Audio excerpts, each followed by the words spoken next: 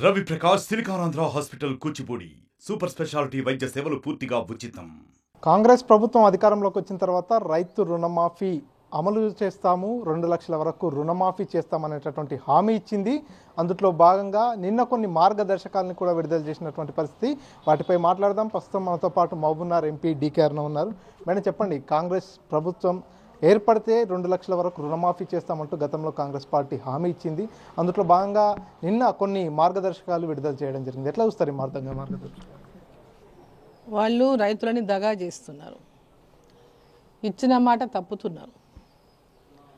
తెలంగాణ రైతులందరికీ కూడా ఎన్నికల ముందు రైతు డిక్లరేషన్ అని చాలా ఘనంగా చెప్పుకున్నారు. రైతులకు 2 లక్షల రూపాయలు రుణమాఫీ చేస్తామని చెప్పుకున్నారు. ఆ రోజు డేట్లు చెప్పలేదు, కండిషన్లు చెప్పలేదు. రైతులందరికీ కూడా 2 లక్షల రూపాయల రుణమాఫీ అన్నారు.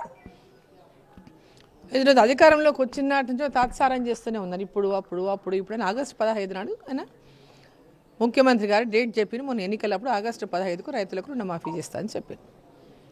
దాని తర్వాత ఇప్పుడు పార్లమెంట్ ఎన్నికల తర్వాత కమిటీలని జిల్లాకు పోయి రైతుల యొక్క సూచనలు సలహాలు అనుకుంటా డ్రామాలు మొదలుపెట్టిండు. వాళ్ళు ఇచ్చిన హామీ నిలబెట్టుకొని ఇంకే కమిటీలు ఎందుకు, వాళ్ళ సలహాలు ఎందుకు, సూచనలు ఎందుకు, ఆ తర్వాత మళ్ళీ ఇన్ని నిబంధనలు ఎందుకు? ఈరోజు రేషన్ కార్డు ఉండాలంటున్నారు, అనేక నిబంధనలతోనే ఈరోజు రైతు రుణమాఫీ చేస్తామంటున్నారు. 2018 కంటే ముందున్న వాళ్ళకి లేదంటున్నారు, 12 డిసెంబర్ కంటే ముందున్న వాళ్ళకి లేదంటున్నారు, 2018 డిసెంబర్ తర్వాత ఉన్న వాళ్ళకే అంటున్నారు. సో ఇవన్నీ కూడా చూసుకుంటే ఇన్ని కండిషన్లు, ఇన్ని నిబంధనలు అనేటివి ఈరోజు ఎందుకు పెట్టాల్సి వస్తూ ఉంది? అంటే ఇచ్చిన మాట తప్పినట్టా కాదా? దీన్ని ఇచ్చిన మాట ఈరోజు కాంగ్రెస్ పార్టీ తప్పింది. రైతులకు ఏదైతే నిబంధనలు అవేవి లేకుండా రైతు రుణమాఫీ చేస్తామన్నారు, వాళ్ళ ఎలాంటి నిబంధనలు లేకుండా రైతులందరికీ రుణమాఫీ అన్నారు. ఇవాళ 5 acres అని ఒకరు మాట్లాడుతున్నారు, 10 acres అని ఒకరు మాట్లాడుతున్నారు, వాళ్ళ సలహా వచ్చిందంటున్నారు, ఈడ సూచనలు ఇచ్చిందంటున్నారు, రేషన్ కార్డు పెట్టండి కండిషన్ వచ్చింది. ఇట్లా ఇవన్నీ చూస్తే ఏంటంటే ఈ కండిషన్ల పేరు మీద, లేకుంటే నిబంధనల పేరు మీద, లేకుంటే ఆ సూచనలు ఈ సూచనల పేరు మీద మేము జిల్లాల వ్యాప్తంగా తిరిగినాం, ప్రజల నుంచి రైతుల నుంచి స్వీకరించినాం సూచనలు అని చెప్పి మాట్లాడుతున్నారు. వీళ్ళు హామీ ఇచ్చేట రోజు, వీళ్ళు డిక్లరేషన్ ఇచ్చేట రోజు ఎవరి సలహాలు సూచనలు అన్నా ఇట్లనే జిల్లా తిరిగి డిక్లరేషన్ చేసిండ్రా? ఈరోజు ఎందుకు జిల్లా తిరిగి డిక్లరేషన్లు, ఆ రోజున డిక్లరేషన్ కాదని ఈరోజు కొత్తగా మళ్ళీ దీన్ని కండిషన్లు పెడుతున్నారు? అంటే దీనివల్ల చాలా స్పష్టమవుతా ఉంది, తెలంగాణ రైతులను, తెలంగాణ ప్రజలను మోసం చేసి కాంగ్రెస్ పార్టీ అధికారంలోకి వచ్చింది. వాళ్ళు ఇచ్చిన మాట నిలబెట్టుకోలేదు. ఆనాడే భారతీయ జనతా పార్టీ చెప్పింది, ఇవన్నీ కూడా బోగస్ మాటలు చెప్తున్నారు, అబద్ధాలు చెప్తున్నారు, మోసం చేస్తున్నారు. 2 లక్షల రుణమాఫీ అనేది ఈ యొక్క తెలంగాణ రాష్ట్రంలో అప్పుల కూపంలో నెట్టేసిండు కేసీఆర్. 1 లక్ష రూపాయల రుణమాఫీ ఆయన చేయలేదు. వీళ్ళు 2 లక్షల రుణమాఫీ ఎట్నుంచి చేస్తారు అని అయినప్పటికీ మేము చేస్తామనేటటువంటి మాట ఇచ్చిన వాళ్ళు ఈరోజేమో రకరకాలుగా కండిషన్లు పెట్టి, అంటే ఇంకా ఏరు దాటింది, ఇంకా తెప్పదగలేతామనేటటువంటి తీరులో ఈరోజు కాంగ్రెస్ పార్టీ ప్రజలను అబద్ధాల మాటలతోన వాళ్ళు ఇచ్చినటువంటి హామీలను తుంగలో తొక్కేటటువంటి ప్రయత్నం చేస్తూ ఉంది. భారతీయ జనతా పార్టీ డిమాండ్ చేస్తూ ఉంది, రైతులకు మీరు ఇచ్చినటువంటి ఏ హామీ అయితే ఎన్నికల ముందు ఇచ్చిండ్రో ఆ హామీని నిలబెట్టుకోవాలి, రైతులను మోసం చేయొద్దు.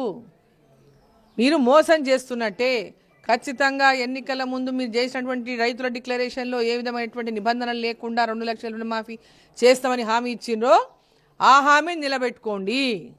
అంటే ఇప్పుడు రాష్ట్ర ప్రభుత్వం ఉన్నటువంటి సిచ్యువేషన్లో చూస్తే ఈ నిబంధనల ప్రకారమైనా సరే రైతు రుణమాఫీ చేయడానికి వీలుంటుంది. ఎందుకంటే మరొక నిబంధన కూడా పెట్టారు, మొదట తక్కువ రుణాలు సీక్వెన్స్గా వెళ్తాం, తక్కువ రుణం తీసుకున్న వారికి ఇస్తూ చివరిగా 2 లక్షల రుణం వారికి రుణమాఫీ చేస్తామంటారు. ఇదంతా సాధ్యం అవుతుందా ఇప్పుడు రాష్ట్ర బడ్జెట్ని చూసుకున్నట్టయితే? యాక్చువల్గా రాష్ట్రంలో ఉన్నటువంటి ఆర్థిక పరిస్థితిని చూస్తేనేమో వాళ్ళే చెప్తున్నారు, ఆర్థిక పరిస్థితుల గురించి కాంగ్రెస్ పార్టీ చెప్తుంది. ఎన్నికల ముందు తెలవనట్టు ఇప్పుడు కొత్తగా తెలిసినట్టు మాట్లాడుతున్న వాళ్ళు.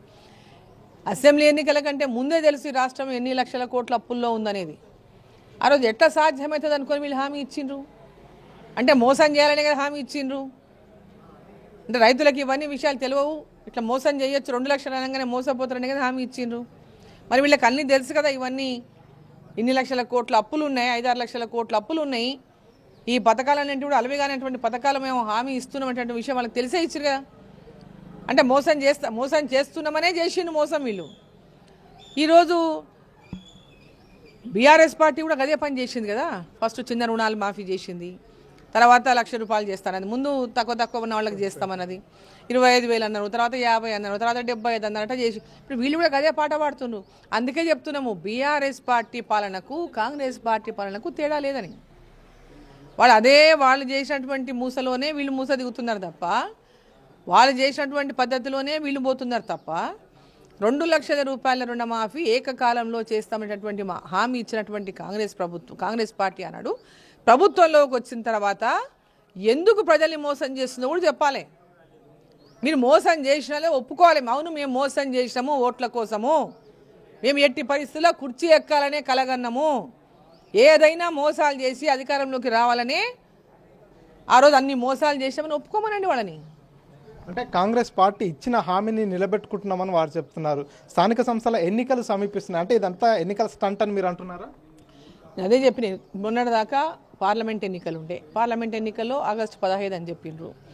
ఇప్పుడు ఆగస్టు 15 దగ్గరకు వస్తుంది కాబట్టి మేము చేసినామని అనిపించుకోవాలి కాబట్టి ఏదో ఒకటి మాఫీ చేసి మేము మాఫీ చేసినాము, ఇగో ఈ టైంలో చేస్తామని మళ్ళీ నమ్మించేటటువంటి ప్రయత్నం.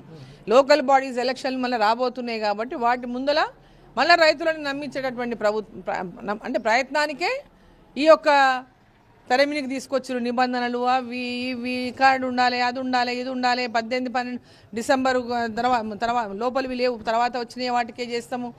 ఇవన్నిటిని కూడా లోకల్ బాడీస్ ఎన్నికల్లో కూడా ఏ విధంగానన్నా గెలవాలంటటువంటి విధంగా మళ్ళీ ఒకసారి రైతులను మోసం చేయనికని ఒక పన్నాగం. సో రైతు భరోసాలో ఎటువంటి నిబంధనలు పెడితే బాగుంటుంది? ఎందుకంటే ఇప్పటికే వాళ్ళంతా జిల్లాలలో రివ్యూలు తీసుకుంటున్నటువంటి పరిస్థితి. చాలా వరకు వాస్తవంగా కూడా గుట్టలకు వెంచర్లకు కూడా గతంలో రైతు బంద్ పడింది. ఇప్పుడు ఏమన్నా మార్పులు చేర్పులు చేస్తే బాగుంటుందా, గతంలాగానే ముందుకెళ్తుంది? అది వాళ్ళు ముందే చెప్పాలి కదా, మేము గుట్టలకు ఇయ్యము, రాళ్లకి ఇయ్యము, లేఅవుట్లకి ఇయ్యము, ఎలక్షన్లు ముందే చెప్పాలి కదా. ఇవన్నీ కేసీఆర్ ఇచ్చిన ఆ రోజు చెప్తున్నారు కదా వీళ్ళు, మేము కేవలం రైతులు పంట పండించే రైతులకే మేము రుణమాఫీ ఇస్తాము, వీళ్ళు కౌలు రైతులకు కూడా ఇస్తామన్నారు కదా, కౌలు రైతులకు కూడా రైతు బంధు ఇస్తామన్నారు, ఇప్పటిదాకా లేదు కదా. మరి దాని గురించి కూడా చెప్పాలి కదా. రైతు బంధు కూడా ఇప్పటిదాకా 15,000 వేయాలి, ఇప్పుడు అది కూడా చెప్పాలి. ఇప్పుడు 15,000 రైతు బంధు 15,000 ఇప్పుడు వేయాలి వాళ్ళకి, రైతులకు వేయలేదు కదా, అది కూడా హామీనే, అది కూడా ఇంతదాకా నెరవేర్చలేదు. కౌలు రైతులకు 12 అన్నారు, రైతులకు 15,000 అన్నారు, అది కూడా ఇప్పటిదాకా కాలేదు కదా. సో ఇవన్నీ రైతులకు ఇచ్చినటువంటి ప్రతి హామీని నిలబెట్టుకోవాలి. రైతు బంధు విషయంలోనే కానీ, రుణమాఫీ విషయంలోనే కానీ, గిట్టుబాటు ధర 500 రూపాయల బోనస్ ఇస్తామన్నారు, అది కూడా ఇవ్వలేదు కదా, అది కూడా నిలబెట్టుకోవాలి. సో బీజేపీ పార్టీ తరఫున ఎట్లా ముందుకెళ్తారు? రైతులకు భరోసాగా ఎట్లా ఇస్తారు? రైతుల పక్షాన ఎట్లా ముందుకెళ్తారు? రైతుల పక్షాన ఖచ్చితంగా భారతీయ జనతా పార్టీ పోరాటం చేస్తుంది, రైతుల పక్షాన నిలబడుతుంది. తెలంగాణలో ఎన్నికలకు ముందు ఏదైతే కాంగ్రెస్ పార్టీ హామీ ఇచ్చిందో రైతులకు ఎలాంటి ఇప్పుడు నిబంధనలతోనే వాళ్ళని అణచివేయాలని చూస్తూ ఉందో, ఆ యొక్క బెనిఫిషరీస్ లిస్టును తగ్గియాలని, ఎవరైతే లబ్ధిదారుల సంఖ్యను తగ్గియాలనేటటువంటి ప్రయత్నం ఈరోజు కాంగ్రెస్ పార్టీ చేస్తుందో అది ఏమాత్రం కూడా సమంజసం కాదు. ఇచ్చిన ప్రతి మాట నిలబెట్టుకోవాలి. ఎన్నికల్లో ఎవరైతే ఏ హామీ ఇస్తారో ఆ హామీ నిలబెట్టుకోవాలి. ఈరోజు ఇట్లా ఉంది, వాళ్ళు గుట్టలకు ఇచ్చిండు, రాళ్ళకి ఇచ్చిండు, అందరం విమర్శించినాం కదా గుట్టలకు రాళ్ళకి ఇచ్చిందని. మరి మీరు అందరికి ఇస్తామని ఎట్లా అన్నారు, ఎందుకు అన్నారు అంటే కేవలం ఓట్ల కోసం, అంతే కదా. తెలంగాణలో కాంగ్రెస్ ప్రభుత్వం వచ్చిన వెంబడే తెల్ల రేషన్ కార్డుల జారీ చేస్తామన్నారు. ఇప్పటి వరకు ప్రజాపాలనలో కూడా అత్యధిక దరఖాస్తులు తెల్ల రేషన్ కార్డులకే వచ్చాయి. సో ఇప్పటి వరకు తెల్ల రేషన్ కార్డుల జారీ ప్రక్రియ మొదలవ్వలేదు. మళ్ళీ రుణమాఫీలో కూడా తెల్ల రేషన్ కార్డు తప్పనిసరి అనేటటువంటి నిబంధన పెట్టారు. దీన్ని ఎట్లా చూస్తారు? ఇప్పుడు తెల్ల రేషన్ కార్డుల గురించి అధికారంలోకి వచ్చిన వెంబడే రేషన్ కార్డులు ఇస్తామన్నారు. లాస్ట్ 10 సంవత్సరాలు, అంటే 10 అంటే వీళ్ళు వచ్చి 6 నెలలు అయిపోయింది అనుకోండి, 2014 నుంచి ఇప్పటిదాకా కొత్త రేషన్ కార్డు లేదు. కాంగ్రెస్ పార్టీ అధికారంలోకి వచ్చినప్పుడే రేషన్ కార్డులు ఇస్తామన్నారు. డిసెంబర్ 9 సోనియమ్మ పుట్టినరోజుకే రుణమాఫీ చేస్తామని ప్రమాణాలు చేసిండ్రు వీళ్ళు. ఆనాడే సంతకం చేస్తాం రుణమాఫీ అంటే ప్రతిదీ మాట తప్పడమే. సోనియా గాంధీ గారి పుట్టినరోజు పేరు చెప్పి మాట తప్పిండ్రు, రాగానే రేషన్ కార్డులు ఇస్తామని చెప్పి మాట తప్పిండ్రు, మళ్ళీ ఇప్పుడు రేషన్ కార్డు ఉండాలని నిబంధన పెడుతున్నారు. అంటే కేవలం ఈరోజు రుణమాఫీలో పెద్ద ఎత్తున రైతుల సంఖ్యను తగ్గించడానికే ఈ ప్రభుత్వం అంటే ఇచ్చినాము మేము రుణమాఫీ ఇచ్చినాము అని చెప్పుకొని ఇంకనే చేస్తున్నారు. నిజంగా రైతులకు మేలు చేయాలంటేటువంటి ఆలోచన వీళ్ళకి లేదు. మేము ఇచ్చిన హామీ నిలబెట్టుకున్నాం, ఏవో ఇచ్చినాం, అయిపోయింది మాది అయిపోయింది హామీ అంటేటువంటి చేతులు అడిగేసుకునేటటువంటి ప్రయత్నం చేస్తుంది తప్ప చిత్తశుద్ధి లేదు.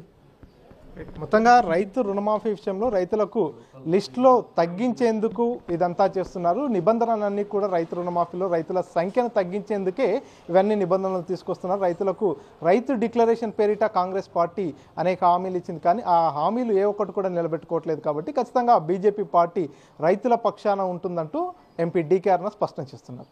కెమెరా పర్సన్ నరసింగ్ రెడ్డితో మణికంఠ, RTV, మహబూబ్ నగర్. మరిన్ని వీడియోస్ కోసం ఛానల్ ని సబ్స్క్రైబ్ చేయండి. లేటెస్ట్ అప్డేట్స్ కోసం వాట్సాప్ ఛానల్ ని ఫాలో చేయండి. అండ్ లింక్ డిస్క్రిప్షన్ లో ఉంది.